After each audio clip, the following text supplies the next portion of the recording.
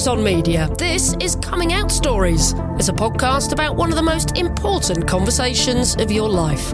I'm Emma Goswell. You're going to hear from Phil now. He grew up in South Africa, where he knew from a very early age that he was gay, and he got bullied for it from the age of 8. I think I always knew from a young age, but for me, it was different levels of awareness. So when I was really young, I found myself getting those butterflies and that shy feeling by looking at older guys. So, you know, when you see little schoolgirls and they get all shy when they see their friends, older brothers or things like that. That's how I felt. And it felt different to looking at my other male straight friends who would get the same feeling for girls. So I had the awareness that there was a difference there. I was getting that feeling by looking at guys, but they were getting that feeling looking at girls. And was there a sense, even in your young mind, that there was anything wrong with that? Or did you just sort of acknowledge it and run with it? I think as I got older, it changed the way I thought, because the majority of the people I was hanging around with were attracted to the opposite sex. So I then thought, okay, there must be something wrong with me, because I didn't know anybody else who was in the same situation as me. Okay, and let's put this in a setting then. How old were you and where were you growing up? I think the awareness really started when I was 4, 5, and I grew up in South Africa. Wow, that's quite young, isn't it? Yeah, well, I mean, the thing is, that's why I say I had those different levels of awareness about myself as I was growing up. So, I mean, yes, I had like kiss catch with girls, but then I also had the feeling of, I want to play kiss catch with boys. You know, I think that would be a little bit more exciting. And then I got a little bit older, and it was, should I be having these feelings? And I think you are actually the first person on the podcast from South Africa. Yeah. So I don't really have much of a sense of what it's like growing up being gay or part of the LGBT community in South Africa. What was it like? South Africa, I find, is a little bit more conservative than here in the UK. And at that time, it was quite homophobic, very traditional. Men do this, women do this. That really affected me, and I found it quite difficult. There were slurs thrown about being gay. I can remember being a kid, and for those of the listeners who have some experience in South Africa, the word was moffie, which was fag, basically. And moffie, yeah. So I was called that a lot. I didn't even know what it meant. My mom tells me about the story when I was younger. I must have been 8 or 9, and I would go to my mom and I would say, "Mom, how do gay guys walk?" And she said to me, "I don't know, Philip, how do gay guys walk?" And I said, "I don't know, but the people at school are teasing me because they say that I'm gay because I walk in a certain way." And I didn't even have a label for it, but it was really, really hard. Even for my mom and dad, they never really had any experience in LGBTQ stuff, and they've learned a lot through me. Yeah, it's a similar story with a lot of people I talk to, actually. Yeah. It's kind of like a lot of parents learn as they go on, which is why sometimes their first reaction isn't always the best one, because they literally don't know what to say. They have got no reference point. They haven't met any other LGBT people until their child comes out. Well, this is what it was like with my mom and dad, because they grew up in Rhodesia and Zimbabwe. And again, it was a lot more conservative than over in the UK. So they didn't have a reference. They didn't have any friends, any relatives that were comfortable in coming out and saying who they really were. And did you have any other LGBT people that you knew of in your school or even in South African culture at all? Not while I was growing up. Not while I was growing up. When I was probably, I would say, around 10 or 11, the first person that I knew was gay was a friend of my nana's. And she would come down and visit us from Zimbabwe every Christmas. So summertime in South Africa, she would come down and we met him in a town. And the first person that I met was him, and he was HIV positive. So in my small little mind at that age, I was thinking, if I'm gay, I'm going to get HIV, I'm going to get AIDS, and I'm going to die. And that was the first reference that I had, which scared me completely. And at that stage, I was coming to realize that I was different to other boys. And was it something that you wanted to reject? Or was it something that you couldn't cope with? Yeah, 100%. I mean, at that age, again, I started having other little experiences with boys and looking at boys differently in the changing rooms after PT sessions, you know, and really feeling uncomfortable having that, because I was bullied as a kid for being a morphe or being gay. And it was always the name calling, was it? Did it never get any worse? When I got into high school, it got worse. I went to an all-boys high school, and again, it was very traditional. There it got physical. At that stage, I was in complete denial. I didn't want to be gay. South African culture is traditionally also quite religious as well. So, you know, I would read the Bible and read up about things and how I should not be like that and what's going to happen to me. And you must have been scared. I was scared. Yeah. I was scared. And along with it, my dad was homophobic as well, you know, and there was a fear of rejection, a fear of abandonment. And my family are so important to me now, and they were important to me then. And I was so scared of losing them. What broke the silence then? What made you think, do you know what, actually, I've got to confront this? Was it a case of confronting it to yourself first? Yeah, absolutely.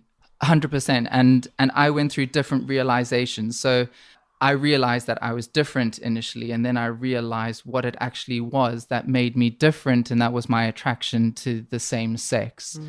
So I then admitted it to myself, which was really, really hard. And then I was really lucky when I was about 18 years old. I made my first gay male friend, and he's about 7-8 years older than me. And he took me to a gay club.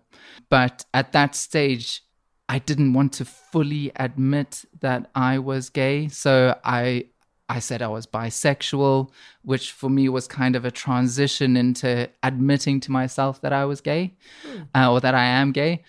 So then we went to the gay club, and I got a little bit more comfortable with the whole notion of it. And then I started telling my close friends. Was the gay club in South Africa then? Yes, yeah, the gay club was in South Africa, in Cape Town. Good club? It was, yes. It was a great club in my little twink days, I suppose. But so then I admitted that to myself at the age of 18 and started admitting it to some of my very close friends. Then a year later, I left South Africa. But how did your friends take it then? They were okay. I mean, I admitted it to girlfriends. Okay. I admitted it to girlfriends. So, and only 2 of them in our core little group knew that I was bisexual. Eventually, to them, before I left, I said, yeah, I am gay. And I left South Africa. So I never really got the experience of being with my close friends and being completely out. Okay, but they took it all right initially then, did they? Yeah, they did. Yeah, it was like I told them that my eyes were blue. You know, so it didn't faze them at all. Right, and then where did you move to? I moved to Abu Dhabi. Yeah, okay, another interesting place to be gay, I'm guessing. Yeah, very, very much so. So, you know, it's in the Middle East. Very, very strict laws. Very, very strict laws, very conservative, and it's illegal. So that, again, was hard for me to try and find my feet in who I really was. It basically forced me back into the closet. Well, there aren't gay clubs to go to, are there, in Dubai? There aren't. No, not in Abu Dhabi or Dubai. No? Yeah, no, there's no gay clubs there. There are clubs that you know of that you could go to, but you had to be very careful. You couldn't really get close to anyone or do anything. Were you able to explore your sexuality at all then? Because you'd just come out to your friends. This was a pivotal time in your development, right? Yeah, so while I was actually working there, I taught kids with special needs. I actually met my first boyfriend because he was a teacher's assistant there. So we started noticing each other and little eye glances as we went into our respective classrooms and eyed each other out. And then we started hanging out a little bit and everything like that. And then that turned into something. But for him, because he comes from a more conservative religious background, he wasn't even at the stage of coming out himself. But you had a boyfriend then? I've had several boyfriends there. In the Middle East? In the Middle East. So, so with him, he was actually moving abroad. He was my first love. And when he left, my heart was broken. And I always said to myself, if I got to a stage where I felt really, really dark in terms of headspace, I would need to come out to someone. And I made a really close friend there, and I'll forever be thankful for her, because I find that when you start coming out, you kind of do your friends first, and then for me it went to my family last, because I suppose I was so scared of getting rejected and abandoned by them. So I got to the stage where I felt like, oh, I'm really not in a good headspace, and I feel really, really alone. And I put myself in a taxi, went over to her place, and I came out to her, and she just embraced me. She just embraced me and made me feel so comfortable. And then that built up my confidence to start coming out to my family. So I then came out to my sister. I mean, but even though you kind of knew that she'd probably be okay with it, must have been quite difficult coming out in those circumstances. It's a bit like coming out in the UK in the 1950s or early 60s, because you know that you're doing something that is technically criminal. Yeah, absolutely. In that country. Absolutely. Yeah. Fortunately, she is from the UK, and we had a really strong bond. So I felt comfortable enough to talk to her about it. But there is still that fear of rejection. But then after that, you started coming out to family? Yeah, I did. After then, I started coming out to my family. So I came out to my sister first. Then I came out to my younger brother. And the reason why I didn't want to come out to my younger brother earlier than that was because he was actually in school, and I didn't want the other kids to bully him or be unkind to him because of me. But when I came out to him, he said, "Philip, I've known since you were about 15, 16. And I said, "How did you know?" He said, "I found porn on the computer." So he did know. He knew. And I said, "Well, why didn't you tell me? I would have had a little buddy that I could confide in, But I guess you were the big brother. He was waiting for you to say it. He was waiting for me. And you know what? He's become one of my champions. We tease each other all the time. He is so funny. He is so funny. How brilliant. But what about your sister then? Because she was the first really in your family. How did that go? Again, that went really well. I couldn't have asked for a better reaction. So very supportive. Oh, very, very supportive. Fab. Very supportive. So I guess once you'd done that, did they say, "Look, you're going to have to tell mum and dad," or did they go, "We'll keep this secret for as long as you want"? Yeah. I never got any pressure from my family to tell mom and dad. And then I met my first long-term boyfriend. We were together for 6 years. And in the beginning parts of the relationship, it was fine. It was never an issue that I wasn't out. He actually is also South African, but from a more conservative and traditional family. So he wasn't out either to his family. And was this in Abu Dhabi still? This was still in Abu Dhabi, okay. yeah. Initially, it wasn't an issue that I wasn't out to my family, but the closer that we got and the more of an important figure in my life that he became, the more I actually felt the urge to share with my mom and dad. And the one time I was in one part of South Africa visiting my friends and family, and he was in another part of South Africa visiting his friends and family, and it was our anniversary. So I was lying in bed, and I wanted to send him a text message to say happy anniversary. And I was thinking of my mom as well, because I wanted to write goodnight to my mom. And instead of sending the happy anniversary message to my boyfriend at the time, I sent it to my mom. Philip, this is outstanding as stories go. I mean, you're laughing now, but how did you feel the moment you pressed send and realised you'd sent it to your own mother? Oh shit, and then wanted to reach inside my phone and pull that message back. But, you know, it was one of those old Nokia phones, and you just look and see that big tick saying message delivered. Philip, did it really just say happy anniversary, or was there any sexy talk in there? Fortunately, no sexy talk. No sexy talk. No sexy talk. No. Thank God. And there was no gender attached. There was nothing attached to it that could have indicated that I was writing to someone of the same sex. Okay, so you could have totally lied your way out of it, but how did this story progress? Well, I cannot lie to save my life, and I cannot cover up a lie. So I knew that if I tried to cover it up, I would have been found out.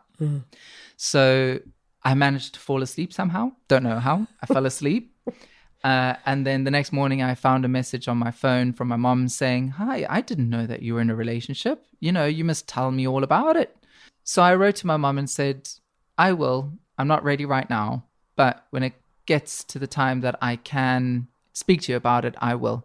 So I'm probably going to backtrack a little bit here, but when I was younger, I would probably say about 15, 16, my dad would drive me to and from gymnastics. And he actually asked me if I was gay, and I was not ready to admit it. So I just brushed it aside and quickly moved on to another conversation. And when I was a little bit older than that, when I met my first gay friend, my mum also asked me, because she had never had any experience. She started seeing me hanging around with an older gay guy, and she actually asked me in tears if I was gay. And that reaction, seeing my mum like that, also made me go, I can't speak about it. I'm not just to. So you didn't say no, you just went, I can't talk about this. Yeah. And I did say, I'm not mom, just to pacify her, you know, to make her feel comfortable.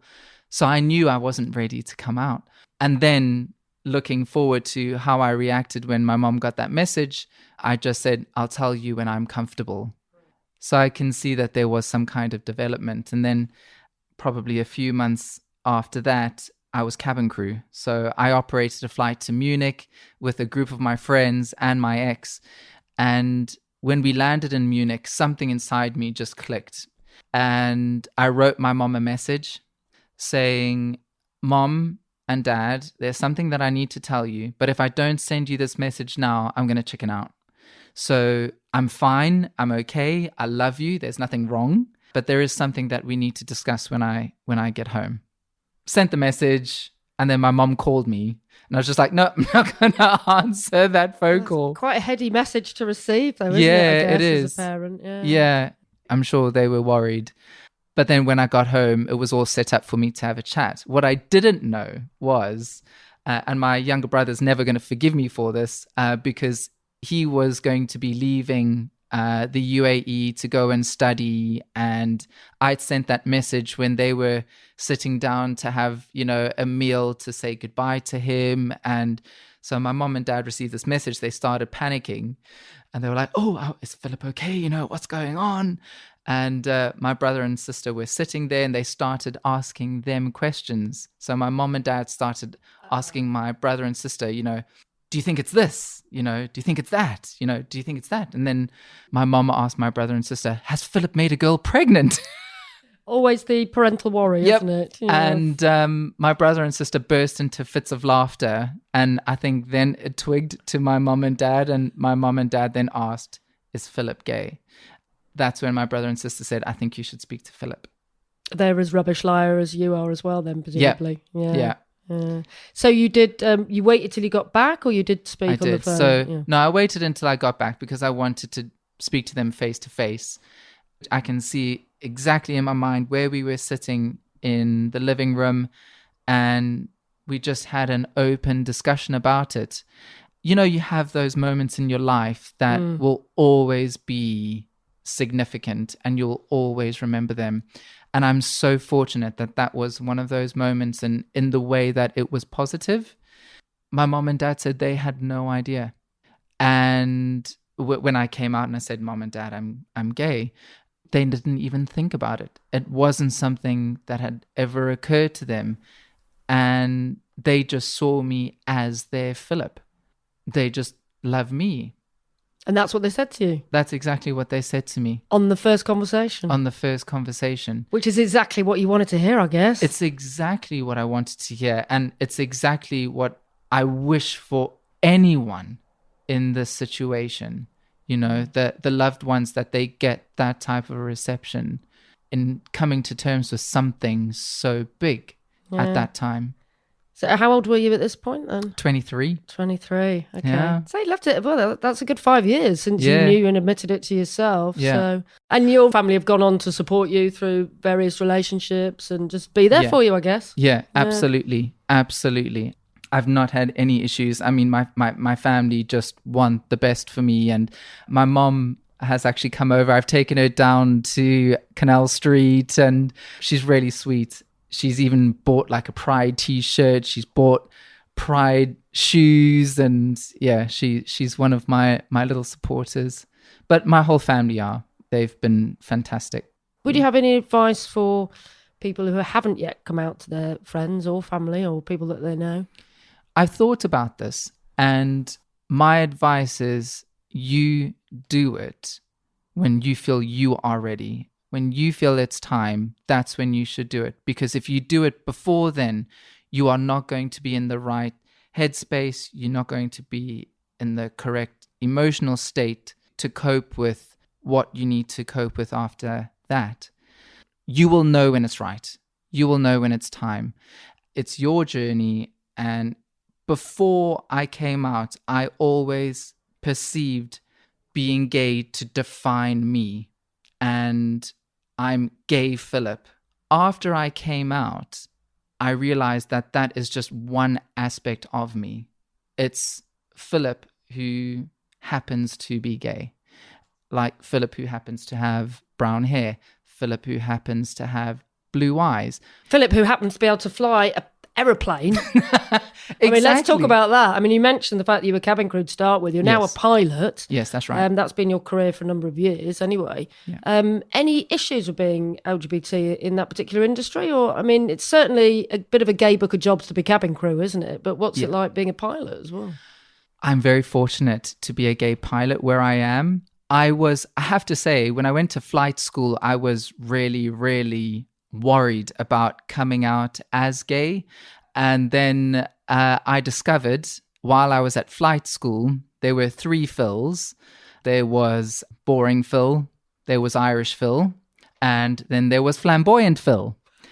And I'm so glad I wasn't boring Phil. I happened to be flamboyant Phil, but I just thought, no, that's way too camp. That's way too camp. So I managed to change my nickname to Dirty Phil. Okay, cool. So I was Dirty Phil, and then I became Dirty Pepe. So that's my nickname. But you know what? The guys there were so welcoming. I thought it was going to be like me going back to high school and be bullied. And it wasn't at all. I was embraced by all of those guys. And they even asked questions about it to try and figure out the other side of straight land. But were they sensible questions or were they slightly ludicrous straight people questions? A combination of both. But it's so much fun. It's so much fun, you know. And there were really sensible questions in there as well, and wanting to understand things. And I think because I'm quite an open person, I can just talk about those things with them. So it was fascinating to see them learning about that side of life. Then when I moved into the airlines, yes, you'll come across some old fuddy-duddies who you don't have anything in common with anyway, and they won't broach that side. But then you'll come across other guys who will make jokes about it. So for instance, I did a trip to Toulouse and we had a group of rugby guys in the back, you know, a nice big rugby team that we were flying to Toulouse. And landed in Toulouse, and I thought, well, I'm just going to stand at the door and say goodbye to these beautiful rugby boys.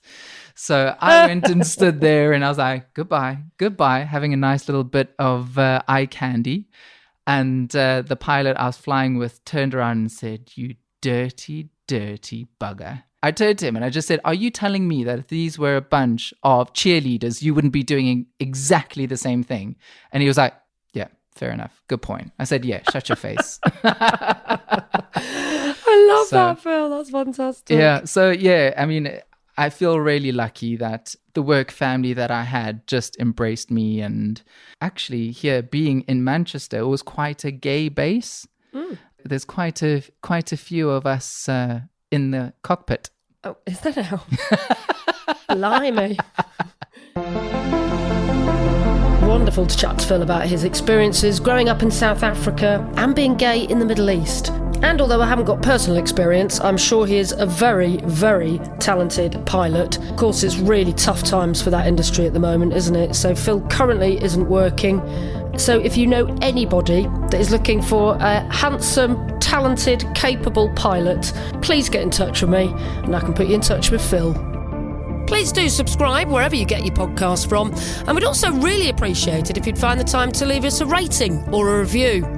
To find out more about Coming Out Stories, ask us a question, or even offer your own story for an interview, you can follow us on Twitter at Come Out Stories or at Coming Out Stories Pod on Instagram. We'd love to hear from you. I'm Emma Goswell, and Coming Out Stories is edited by Sam Walker and is a What Goes On Media production. Hey, next time on Coming Out Stories, I'm so excited to bring you the one, the only, the very talented Davina De Campo. Yup, the first ever runner-up, shoulda coulda won it, of RuPaul's Drag Race UK. They identify as being non-binary, and let's just say they didn't so much stroll out of the closet as come out kicking, screaming, and singing in 4 octaves. If ever there was a little queerdo kid, it was me. You know, I was like the absolute stereotype epitome of faggy little gay, singing in the choir, loving Barbra Streisand, get me that Barbara Dixon on the radio. I am loving all of this. Like the song that my brothers and sisters used to sing to me all the time in the car was, so macho, you gotta be so macho. And I was like, okay, why are they singing this at me? Oh, it's because I'm not. Great song, though. You probably joined in.